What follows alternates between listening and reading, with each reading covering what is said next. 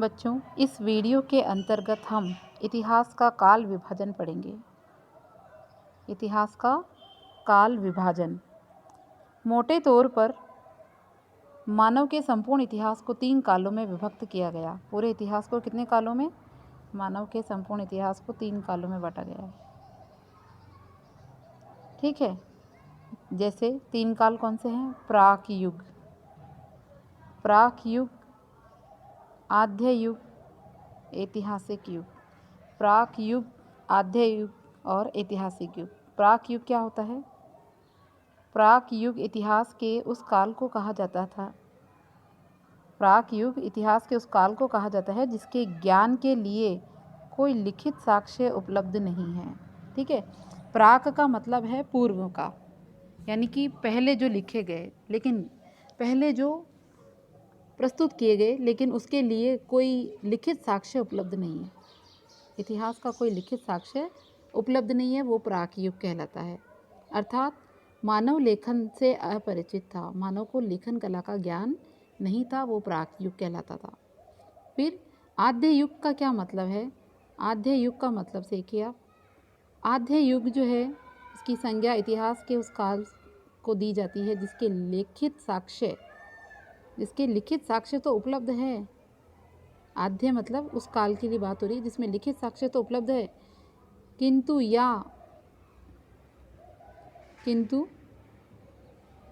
या तो वे अस्पष्ट हैं, यानी पूरी तरह से स्पष्ट नहीं है, और या फिर उनकी लिपि को अभी तक पढ़ना संभव नहीं हुआ, वो आद्य कहलाते हैं। ठीक है, प्राक समझ में आया? प्राक में तो लिखित साक्ष्य उपलब्धि नहीं है, आद्य में लिखित साक्ष्य उपलब्ध है लेकिन वो स्पष्ट नहीं है और उनको आज तक कोई पढ़ने वाला नहीं आया या पढ़ना संभव नहीं हुआ। ठीक है, फिर देखिए अब ऐतिहासिक को समझते हैं।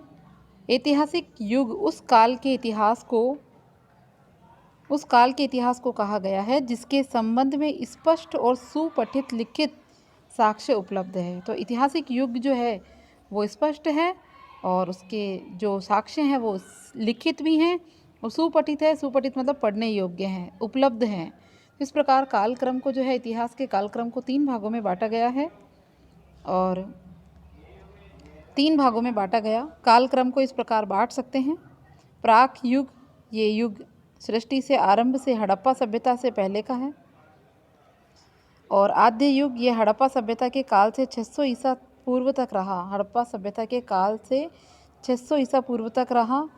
और तीसरा ऐतिहासिक युग, ये युग 600 से वर्तमान में जारी है। तो अगर हम वर्तमान की बात करें तो इस समय ऐतिहासिक युग चल रहा है। प्राक युग हड़प्पा से पहले का समय था, आद्य युग हड़प्पा के काल के 600 ईसा पूर्व तक का समय है, उत्तर वैदिक काल तक का समय है, और अगर 600 के बाद का जो समय है वो आपके वर्तमान में ऐतिहासिक युग का समय है। फिर देखिए प्रागैतिहासिक, प्राग प्लस इतिहास, तो प्रागैतिहासिक राजस्थान के बारे में हम बात करते हैं जो कि प्राक युग में राजस्थान के अंतर्गत आएगा। आपको पता है कि प्राक युग का मतलब क्या है, कि इस समय लिखित साक्ष्य मौजूद नहीं थे। ठीक है, मानव सभ्यता का उदय नदी घाटियों में हुआ था। ठीक है, मानव ने नदी घाटियों के पास रहना शुरू किया क्योंकि नदी घाटियों में जल की प्रचुरता के कारण यहाँ अपने आप उत्पन्न होने वाले कंद मूल फल भी प्रचुर मात्रा में उपलब्ध होते थे नदी के किनारे, और सघन वनों के कारण यहाँ मांस हेतु पशु पक्षी भी आसानी से उपलब्ध हो जाते थे। ठीक है, सैकड़ों वर्षों पूर्व राजस्थान की भौगोलिक स्थिति ऐसी ही थी। यद्यपि राजस्थान का एक बड़ा भाग आज मरुस्थल है, किंतु विद्वानों की मान्यता है कि सैकड़ों वर्ष पूर्व इस मरुस्थली भूमि में समुद्र विद्यमान था। जहां आज डेजर्ट है वहां किसी टाइम समुद्र था। सरस्वती और द्वशदती जैसी नदियां इस समुद्र में आकर मिलती थी, जो कि वर्तमान में विलुप्त हो चुकी है। ये स्थिति मानव जीवन के लिए सर्वथा उपयुक्त थी और यही कारण है कि ऐसी भौगोलिक स्थिति में राजस्थान को मानव सभ्यता के जन्म का गौरव प्राप्त हुआ। राजस्थान को मानव सभ्यता के जन्म का गौरव प्राप्त हुआ, प्राचीनतम गौरव प्राप्त हुआ। मानव सभ्यता के उद्भव के इस काल को पाषाण काल कहते हैं। जब मानव आया और उसका उद्भव हुआ तो इस काल को क्या नाम दिया गया? पाषाण काल। ठीक है, इसको तीन भागों में बांटा गया, पूर्व पाषाण काल, मध्य पाषाण काल और उत्तर पाषाण काल। फिर देखिए पूर्व पाषाण काल की बात करते हैं, यानी पत्थरों के काल का पहले का समय। ठीक है, मानव सभ्यता का जो उद्भव हुआ है वो 3 भागों में है। सबसे पहले पूर्व पाषाण काल, मध्य पाषाण काल और उत्तर पाषाण काल। तो पूर्व मतलब पहले का, मध्य मतलब बीच का और उत्तर मतलब बाद का। तो सबसे पहले हम एक एक करके इसका अध्ययन करेंगे। पूर्व पाषाण काल की विशेषताओं का अध्ययन करते हैं। सबसे पहले राजस्थान में मानव का उदय कब हुआ ये निश्चित रूप से ज्ञात नहीं है। मानव का उदय कब हुआ ये पता नहीं है, लेकिन विभिन्न क्षेत्रों में उत्खनन से जो प्राप्त विभिन्न अवशेष मिले हैं उस प्रकार के पाषाण और विशेष रूप से क्वार्ट्जाइट पत्थर, पाषाण मतलब पत्थर, विशेष रूप से वो पत्थर कौन सा था? क्वार्ट्जाइट पत्थर था।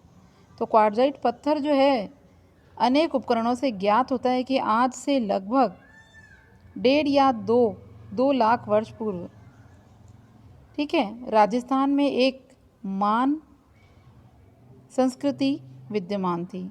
ठीक है, 8 से लगभग 1.5-2 वर्ष पूर्व यहाँ एक मान संस्कृति जो थी वो विद्यमान थी। 1870 ईस्वी में सीए हैकेट ने 1870 में सीए हैकेट ने सर्वप्रथम जयपुर और इंद्रगढ़ से, कहाँ से? जयपुर और इंद्रगढ़ से पत्थर की बनी हुई मूर्ति पूर्व पाषाण काल हस्तकुठार, हैंड एक्स हस्तकुठार खोज निकाली। अब आप इसे वापस सुनिए। 1870 में एक व्यक्ति है जिसका नाम है सीए हैकेट। इस सीए हैकेट ने क्या किया? जयपुर और इंद्रगढ़, बूंदी के अंदर आता है, जयपुर के पास है इंद्रगढ़, बूंदी। तो यहाँ से पत्थर की एक मूर्ति खोज के निकाली और वो पत्थर की मूर्ति जो थी वो हस्तकुठार थी। तो हस्तकुठार मूर्ति जो है, पत्थर की एक जो है इन्होंने मूर्ति निकाली, हस्तकुठार खोज निकाली। ठीक है, कुछ समय पश्चात सैटर्न कार ने झालावाड़ में इसी युग के उपकरण और खोज निकाले, सैटर्न युग ने। इसके बाद योजनाबद्ध उत्खनन में भारतीय पुरातत्व और संग्रहालय विभाग जो कि दिल्ली में है, डेक्कन कॉलेज पूना के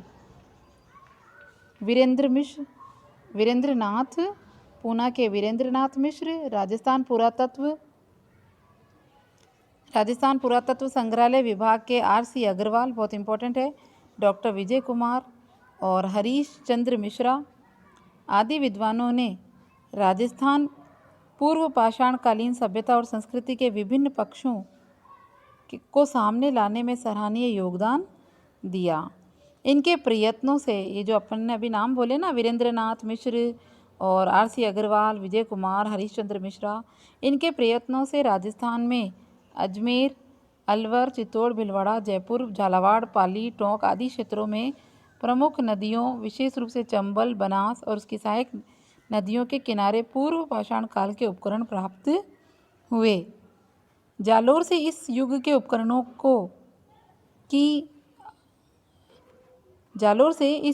उपकरणों की खोज का श्रेय, जालोर में भी इन उपकरणों को ढूंढा और उसका नाम है ढूंढने वाले का आलचिन। ठीक है, आलचिन। स्पष्ट है संपूर्ण भूभाग पूर्व पाषाण संस्कृति का रहा होगा, पत्थरों से पहले का युग का प्रसार है। ठीक है, फिर देखिए मध्य पाषाण युग की बात करते हैं। तो मध्य पाषाण युग जो है, मानव सभ्यता की बात अगर हम करें, बीच का, पत्थरों के बीच का काल, मानव सभ्यता के क्रमिक विकास की कहानी की दूसरी कड़ी के रूप में राजस्थान प्रागैतिहासिक काल में मध्य पाषाण काल का समय रहा है।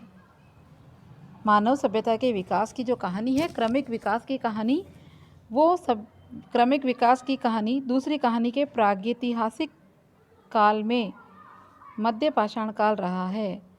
पश्चिम राजस्थान में लूनी और उसकी सहायक नदियाँ, चित्तौड़ की बेड़च नदी और विराटनगर से मध्य पाषाण काल के उपकरण जैसे छोटे, हल्के और कुशलता से निर्मित उपकरण मिले। इस काल के उपकरण छोटे, हल्के और कुशलता से बने हुए थे। ठीक है, ये उपकरण जैसे जेस्पर, क्या उपकरण हैं? जेस्पर, एगेट, चर्ट, कॉर्नेलियन और क्वार्ट्जाइट, कैल्सेडोनी आदि पाषाणों से बने हुए हैं ये उपकरण, जिनमें ब्लेड, इग्रेवर, ठीक है, इग्रेवर और ट्रायंगल। उसके बाद देखिए क्रेसेंट, ट्रेपेज, स्क्रेपर, पॉइंटर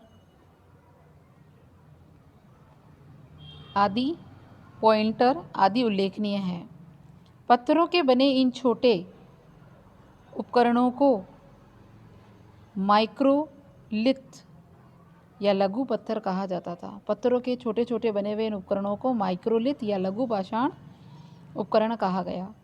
फिर है आपका उत्तर पाषाण काल, यानी पत्थरों के काल के बाद का समय, जिसे नव पाषाण काल भी कहते हैं। तो देखिए, भारत के अन्य भागों की भांति राजस्थान में भी उत्तर या नव पाषाण कालीन सभ्यता का उदय हुआ। अजमेर, नागौर, सीकर, झुंझुनू, जयपुर, उदयपुर, चित्तौड़, जोधपुर आदि स्थानों से उत्तर पाषाण सभ्यता के अनेक उपकरण प्राप्त हुए, जिनमें भीलवाड़ा के बागोर का नाम बहुत प्रसिद्ध है। बागोर और मारवाड़, जोधपुर है, मारवाड़ के तिलवाड़ा नामक स्थानों से प्राप्त उपकरण विशेष रूप से उल्लेखनीय हैं।